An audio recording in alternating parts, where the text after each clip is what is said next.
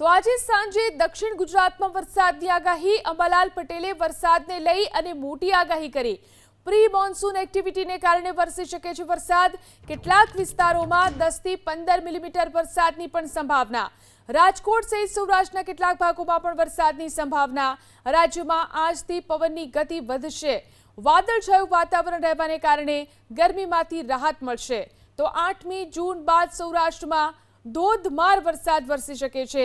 8મી જૂન બાદ અમરેલી, જૂનાગઢ અને ભાવનગરમાં પણ માવઠાની આગાહી। 7મી જૂન સુધીમાં સાબરકાંઠા અને પંચમહાલમાં પણ વરસાદની આગાહી।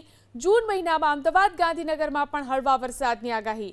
જૂન મહિનામાં વડોદરા, દાહોદ અને આણંદમાં પણ વરસાદની આગાહી કરવામાં આવી।